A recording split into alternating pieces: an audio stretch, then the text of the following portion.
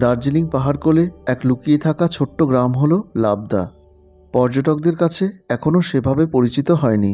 সেই গ্রামে পৌঁছানোর আগে পথের দুপাশ জুড়ে আছে এক প্রাচীন ধুপি বন।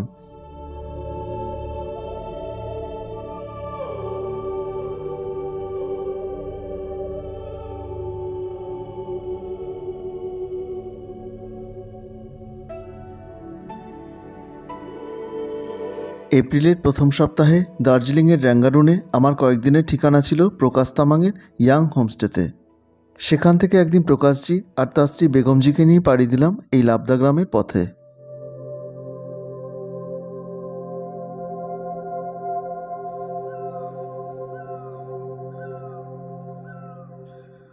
র্যাঙ্গারুন থেকে এই গ্রামটির দূরত্ব প্রায় 20 কিলোমিটার।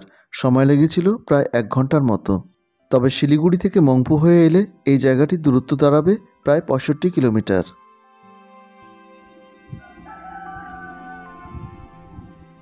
শহরের শোরগোল থেকে অনেক দূরে নিরিবিলি নিভৃতে থাকা এক সবুজ পাহাড়ি গ্রাম, যার ধাপে ধাপে অনেক দূরে দূরে ছড়ানো এক একটা রংচঙে বাড়ি এর একটা অন্যরকম সৌন্দর্য এনে দিয়েছে। গ্রামের মধ্যে আছে একটা ছোট্ট চার্চ, আর একটু দূরে আছে এই লাবদা জুনিয়র হাই স্কুল। স্কুলের সুবিশাল চত্বরের চারপাশের পাহাড়ে জড়িয়ে আছে এই গ্রাম।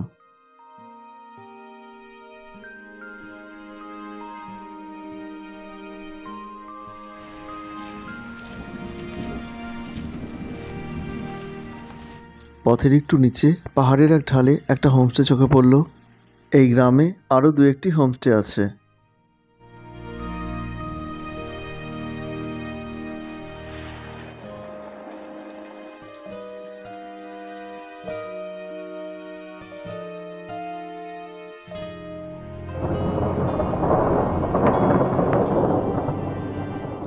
পাহাড়ের সবুজের সাথে এরকম সারল্য মাঝে মাঝে ক্যামেরার সামনে চলে আসে। এরা 2 ভাই, বৃষ্টি শুরু হয় বাড়ির পথ ধরেছে। সেই কয়েক মুহূর্তে এদের উচ্ছ্বাসটুকুই ধরা গেল।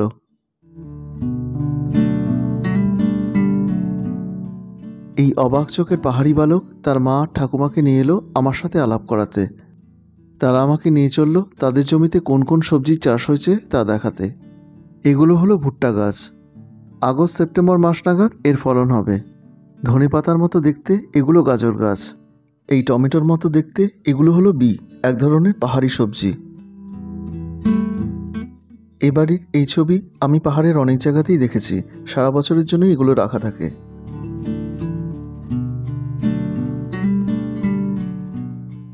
এপ্রিলের এই পাহাড়ে মাঝে মাঝে গুরাস বা রডোডেন্ড্রনের গাছ দেখছিলাম।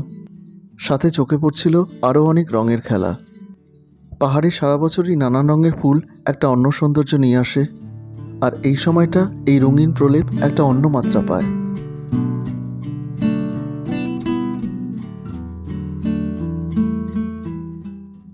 এই লাবদা বা লাবদা খাসমহল হল দার্জিলিং পাহাড়ে কার্শিয়াং সাব ডিভিশনের অন্তর্গত মংপুর একটি গ্রাম।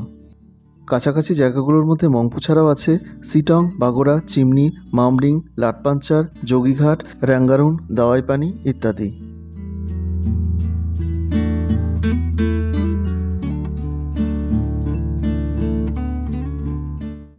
এই গ্রামের ঠিক উল্টো দিকের পাহাড় সারি জুড়ে অনেক জায়গা ছড়িয়ে আছে। একে একে দেখা যায় আপার মামরিং, লোয়ার মামরিং, সিটং, তুরুক, অনেক নিচে যোগীঘাট সহ অনেক জায়গা। আর এই দুপাহাড়ের মাঝ দিয়ে নিচ দিয়ে বয়ে চলেছে রিয়াং খোলা। আমি শুরুতেই বলেছি আমি এখানে এসেছিলাম প্রকাশ তামাংয়ের রাঙ্গারুন হোমস্টে থেকে প্রকাশজির সাথে। তবে শিলিগুড়ি থেকে সরাসরি রিজার্ভ গাড়িতে মংপু হয়ে এলে খরচ পড়বে 3 থেকে 3,500।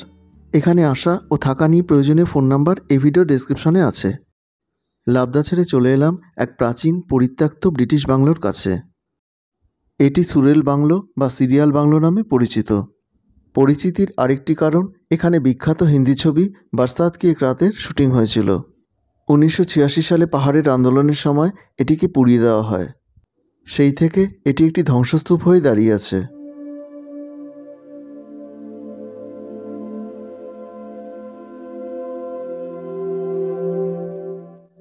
একটা অন্ধকার বুনো ঝোপঝাড় আর গাছপালায় ঢাকা অতীতের ভেতর প্রবেশ করলাম। এখন এখানে শুধু কাঠামোটুকুই আছে। ঝোপঝাড়ের আস্তরণ ভেদ করে কিছু কিছু জিনিস চোখে পড়ছিল। এই যেমন সামনের এটি একসময় ছিল ফায়ার প্লেস।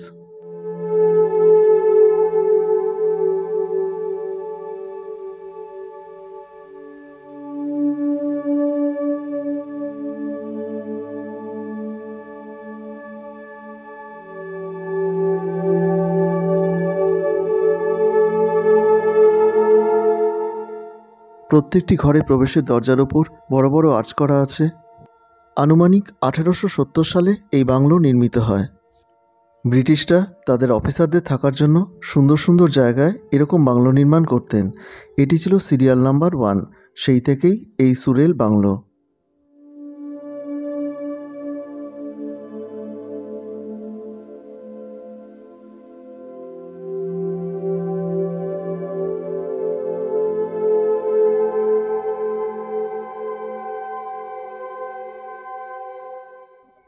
রবীন্দ্রনাথ ঠাকুর তার মংপু অবস্থানকালে এখানে এসেছিলেন এবং এই বাংলোতে কয়েকদিন কাটিয়েছিলেন। এখানে বসেই তিনি তার বিখ্যাত কবিতা ক্যামেলিয়া রচনা করেন। সাথে বাংলা ভাষার পরিচয়ের কাজও করেছিলেন। এখানে একটা ক্যামেলিয়া গাছ আছে। ক্যামেলিয়া গাছে যে সাদা ফুল হয় সেটি দেখে তিনি তার নাম দিয়েছিলেন মংফু।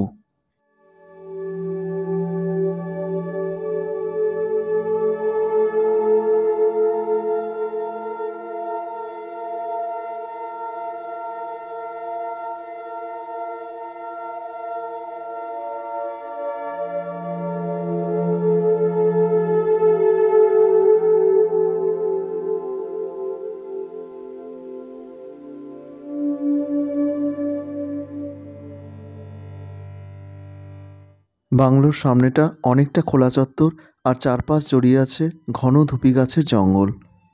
এই গ্রামটির নাম হলো 74 ধুরা, তবে অনেকের কাছে এটি সুরেল বা সিরিয়াল ভিলেজ নামেও পরিচিত। এই পুরো জায়গাটি হলো কার্শিয়াং সাব ডিভিশনের মংপুর সিঙ্কোনা প্ল্যান্টেশনের অন্তর্ভুক্ত।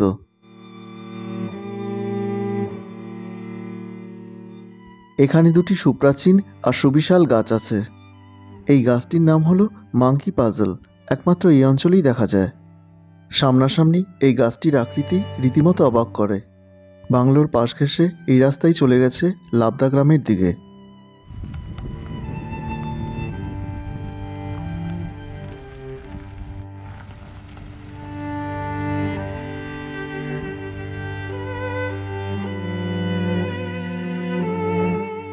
এখান থেকেই এক ধাপ নিচে আছে এই গ্রামেরই এক প্রাচীন শিব মন্দির, যেটি সিরিয়াল শিব মন্দির নামে পরিচিত। পথের পাশেই এই মন্দিরের অবস্থান। মন্দিরের নিচের অংশে পাহাড়ের এক ঢালে পাশাপাশি অবস্থান করছে শিব ও বুদ্ধ মূর্তি। এই পুরনো আর প্রসিদ্ধ মন্দিরটি সুরেল বা সিরিয়াল শিব মন্দির নামে পরিচিত।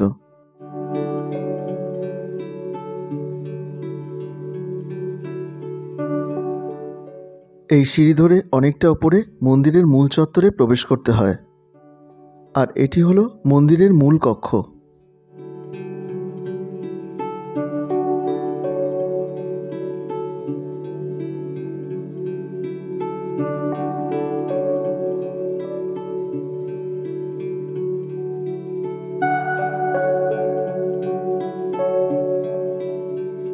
অনেক দূর দূরান্ত থেকে ভক্তরা এসে এখানে পুজো দেন, মানতের ঘণ্টা আর পাশের এক গাছে এরকম ছোট ছোট ত্রিশূল বেঁধে যান।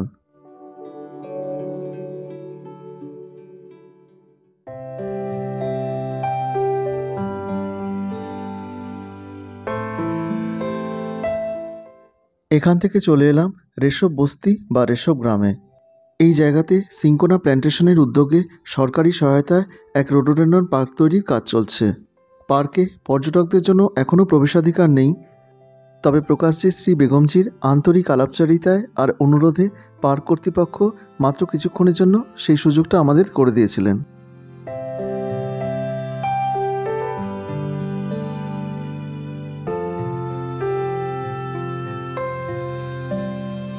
এই পার্ক পাহাড় ঢাল ধরে ক্রমশ নিচের দিকে নেমে গেছে।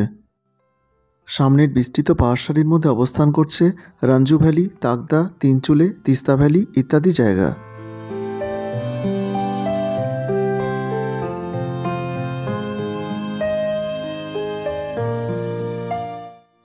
ইনি প্রকাশজি, প্রকাশ তামাং। এর আগে রামপুরিয়াতে ওনার হোমস্টেতেই আমি ছিলাম। রাঙ্গারুনের হোমস্টে থেকে ওনার গাড়িতে আমরা এখানে এসেছিলাম।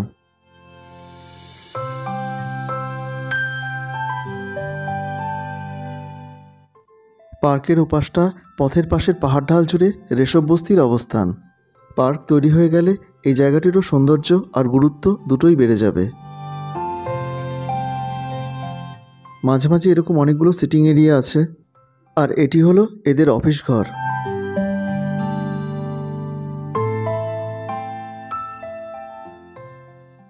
এখানে একটা খুব সুন্দর হোমস্টে আছে, আর এটি হলো এখানকার একমাত্র হোমস্টে।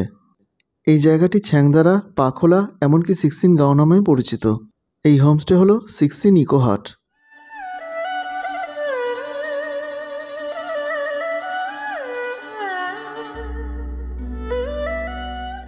পাহাড়ে প্রকৃতির খামখেয়ালিপনা একটা স্বাভাবিক চরিত্র। মুহূর্তে মেঘে আর কুয়াশায় চারিদিক মাখামাখি হয়ে গেল। একটু আগের দেখা গ্রামটা চোখের সামনেই বদলে যেতে থাকলো।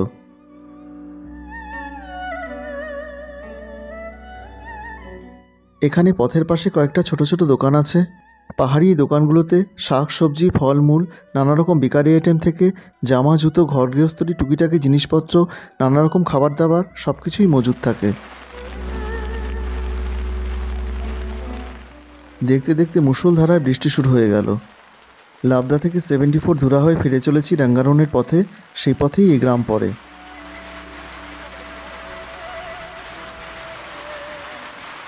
বাইরে মুষলধারায় বৃষ্টি, ভেতরে এক পেট খিদে, আর চোখের সামনে এরকম গরম ধোয়া ওঠা ডাল, ভাত, সবজি আর ডিমের কারি। ব্যাস, সব শুদ্ধ ঝাঁপিয়ে পড়লাম।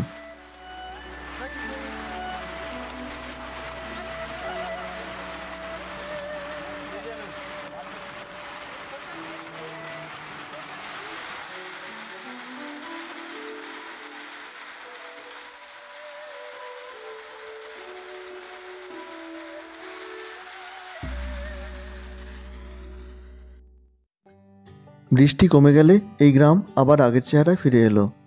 রাঙ্গারুন থেকে রেশবের দূরত্ব প্রায় 15 কিলোমিটার। এই জায়গাটি সিনচেল ওয়াইল্ড লাইফ স্যাঞ্চুয়ারির মধ্যে পড়ে। রাঙ্গারুনের পথে আরও এগিয়ে এসে একসময় চলে এলাম রামভিখোলার কাছে। এই ঝোড়াটি রামভিখোলা নামে পরিচিত।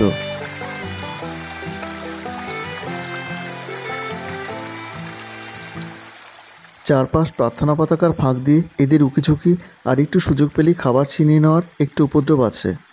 তবে একটু খাবারের আশায় সপরিবারে সারাদিন এরা এখানে বসে থাকে, তাই সেই জায়গায় তাদের বঞ্চিত না করাই ভালো।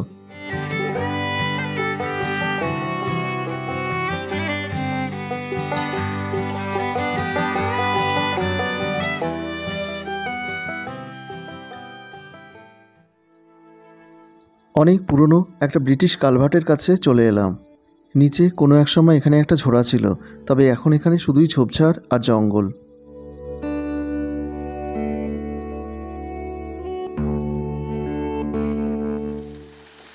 প্রবল শিলাবৃষ্টি শুরু হয়ে গেল। লাবদা আসার পথে পাহাড়ের খাঁজে খাঁজে যে শুকনো ঝোড়াগুলো দেখেছিলাম তারই এখন অন্য রূপ।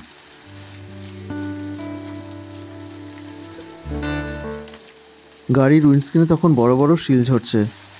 ঝড় আর বজ্রবিদ্যুৎ সহ তখন যে শিলাবৃষ্টি শুরু হলো সেদিন সারা রাত চলল।